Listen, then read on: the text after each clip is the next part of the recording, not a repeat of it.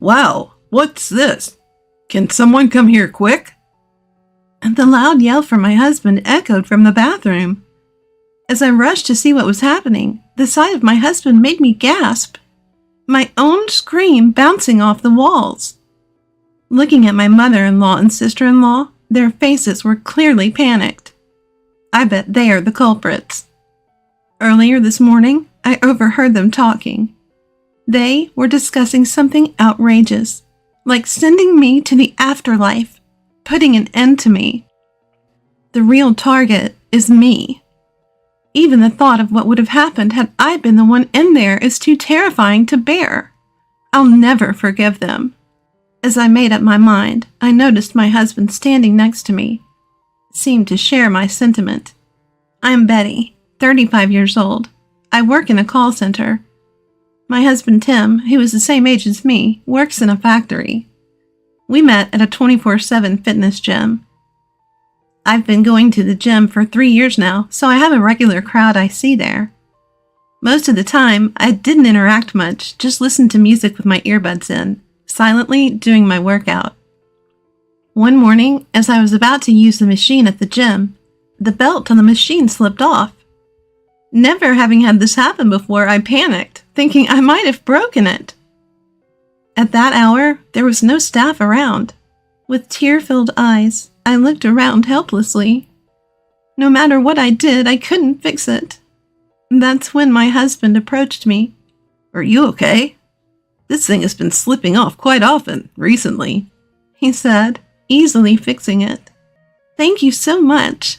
I thanked him with a relieved face. Tim's body was muscular and he was of good build, one of the regulars I often noticed. After that, we started talking whenever we met.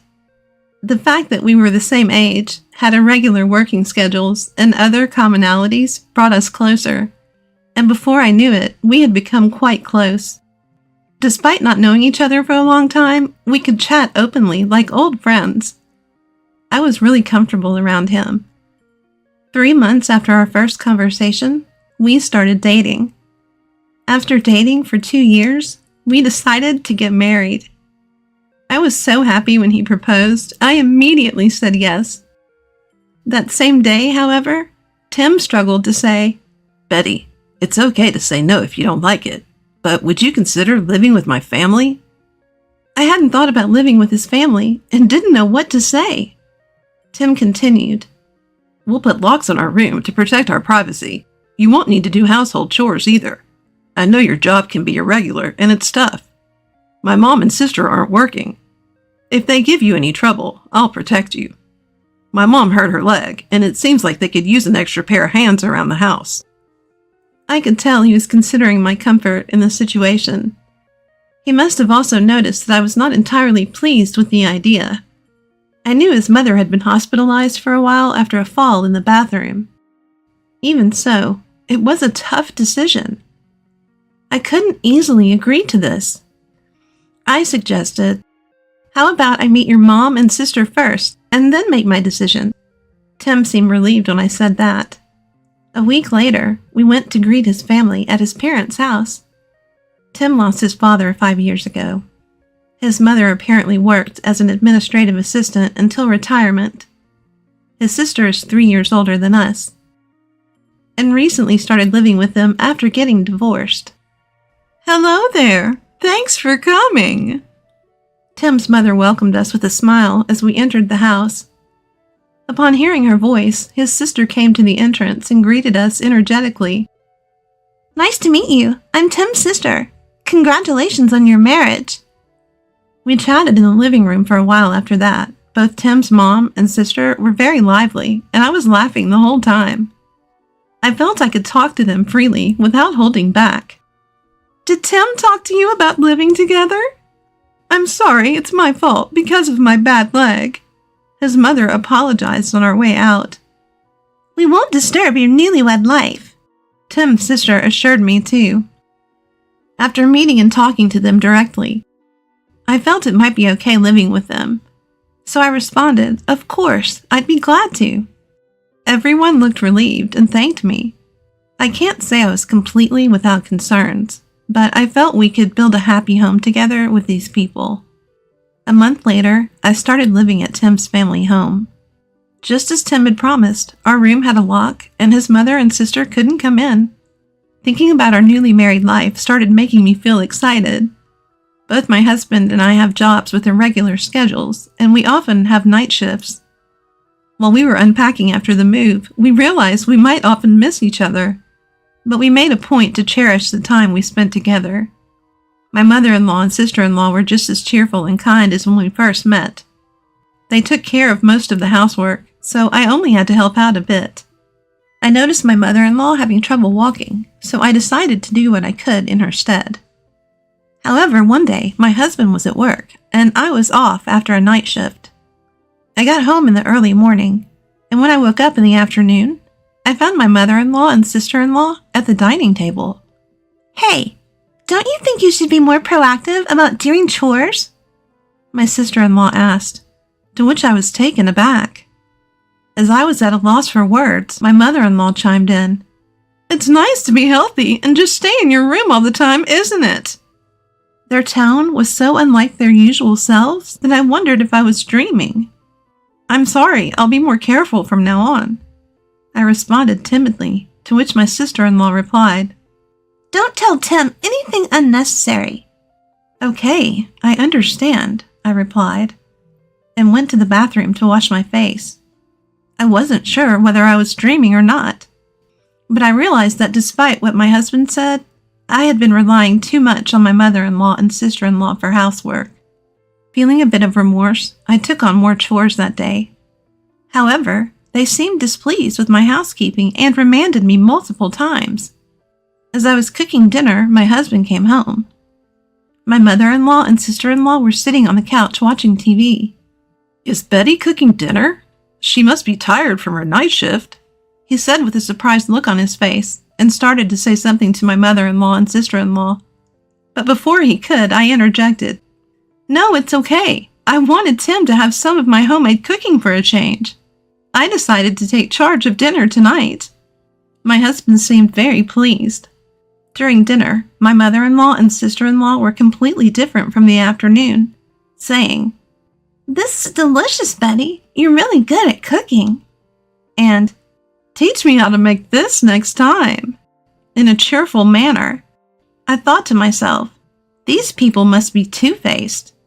From then on, they became strict with me on days when my husband wasn't home. I used to live alone, so it's not that I can't do housework.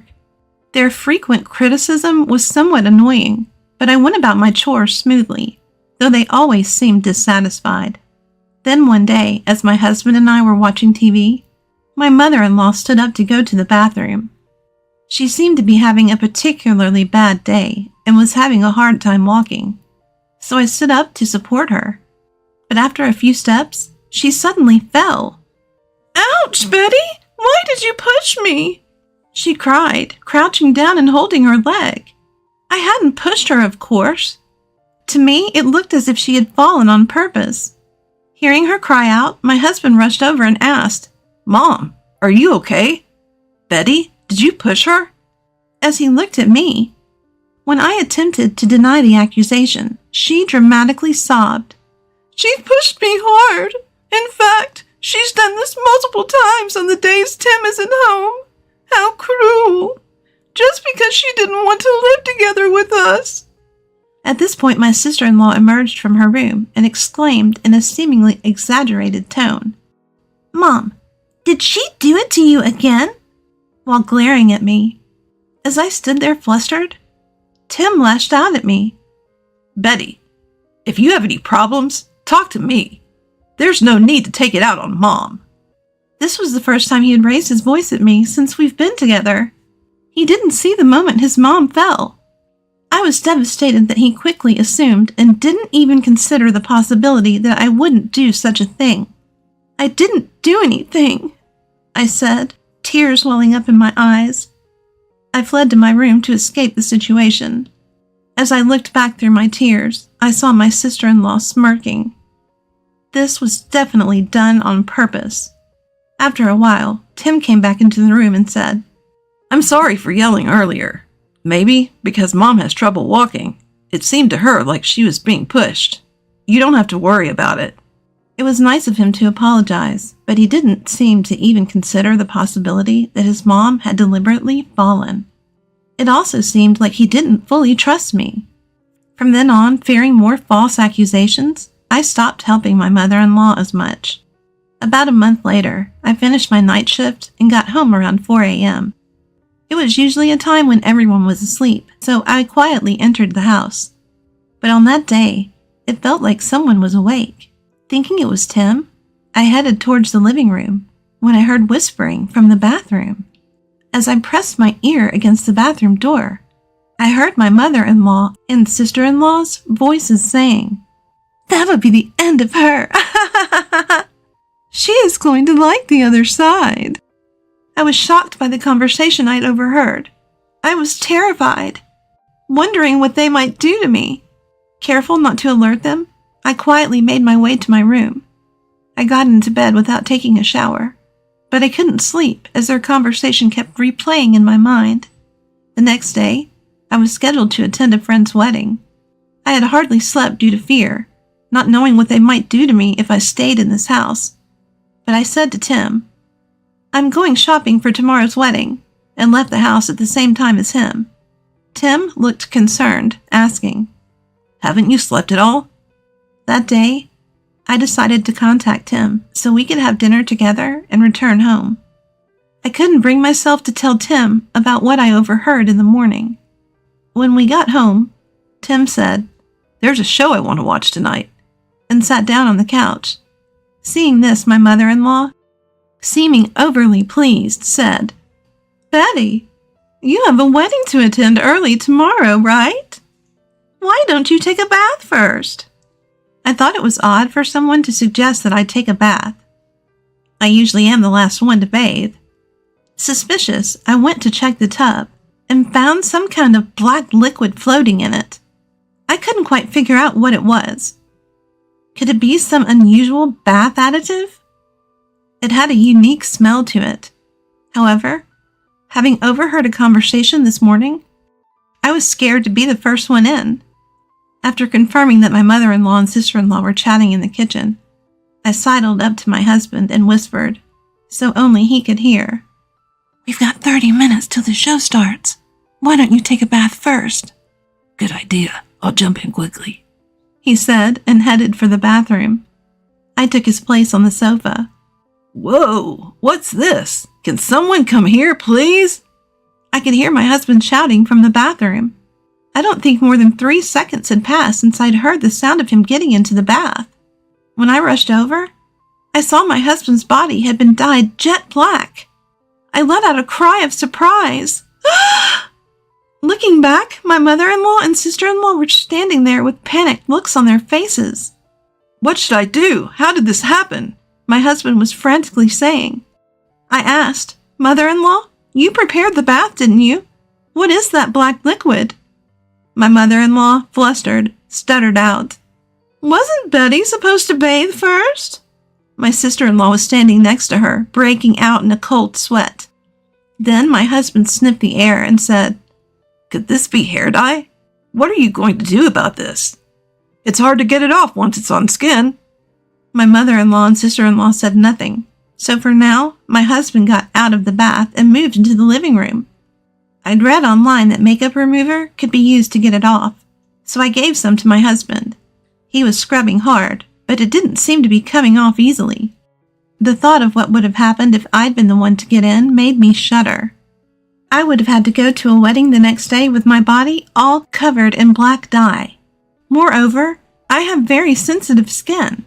There was one time I had my hair dyed, and even though they used a mild colorant, I couldn't stand the pain during the process and had to stop halfway. My scalp was severely irritated, and I felt unwell for a while after that. If I had gotten into a bath filled with hair dye, getting dyed black all over would have been the least of my problems. Most likely, I would have broken out in itches and pains all over my body, which would have been a terrible ordeal. Scrubbing hard to get it off would probably severely damage my skin too. Knowing what they did, The thought that my mother-in-law and sister-in-law were involved is horrifying. I helped my husband Tim, vigorously scrubbing the hair dye off his skin.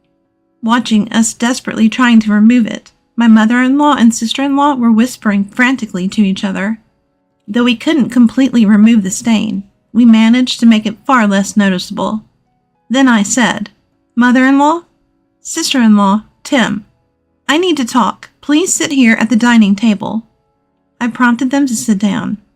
"The two of you were in the bathroom this morning around 4 a.m., right?" When I mentioned that, my sister-in-law quickly responded, "What are you talking about? We were obviously sleeping at that hour." But it was clear she was flustered. When my husband asked, "What were you talking about?" I told him. They were saying things like, "Betty's done for. She's going to the other side." Surprised, Tim said, What? What does that mean? His mother retorted, "Were you dreaming or something? There's no proof of such a thing." Then I pointed to my husband and said, "This is the proof. When we got home, you suggested I take a bath, didn't you, Mother? I found that strange. I had mentioned that I have sensitive skin, and our wedding is tomorrow, remember?" My sister-in-law snapped back, "Oh, come on. It was just a little prank." A prank? Tim asked with a stern face, leaving my sister-in-law silent. Then his mother childishly complained, "It's Betty's fault. She doesn't help around the house at all." To this, Tim shouted back at his mother and sister, Are you serious? Betty is working. She does the chores whenever she can. Just because you're unsatisfied doesn't mean you can do whatever you want. Cut the crap. "I've been putting up with your unreasonable behavior all this time. Do you have such resentment against me? This isn't something that can be brushed off as a prank. I will never forgive you for this," I said. Hearing our words, his mother and sister broke down crying. "I'm sorry. We went too far." Then Tim said, I will never forgive you either. I don't want to be family with people who do things like this. Leave by tomorrow. "But where are we supposed to go? We don't have anywhere to go," his mother argued, to which Tim retorted, That's not my problem. There's no way we can live together anymore. Be ready to leave by tomorrow. Once Tim and I returned to our room, I could no longer hold back my tears. I had been scared ever since I overheard their conversation that morning. I'm sorry I let Tim take a bath after hearing their conversation. I apologized through my tears. Tim reassured me. It's okay, Betty. I'm really glad you didn't take a bath. You've been through a lot, haven't you? I'm sorry I didn't realize it earlier. He embraced me. The next day, Tim forcibly drove his mother and sister out. They moved to our house just before we got married, and since the house is under Tim's name, he had the right to do so. He changed the locks while I was away at our wedding. Neither his mother nor sister have jobs. They had a bit of money left from the living expenses we had given them, but not enough to rent a place. They tried asking relatives for help, but it seems that they were turned away after Tim explained the situation to them. They ended up taking a loan to rent a place, but they weren't approved due to their lack of employment. Having almost no work history, and with the rumors spreading around the neighborhood, they were unable to find even a part-time job. Currently, they seem to be sleeping in a youth hostel. They brought it upon themselves, I reckon. The life of just me and my husband began. Though we often have conflicting schedules, we exercise together at the gym or go for a morning run when our timings align. I'm living each day with a truly invigorating feeling. On days when we can eat together, I make homemade meals. You're coming off a night shift today, aren't you? You don't have to push yourself, my husband Tim says, but I'm delighted to be able to feed him. Delicious. Did your cooking skills level up again? Tim always praises me. These moments are my happiness. Though there may be difficulties in the future, I want to live our lives helping each other.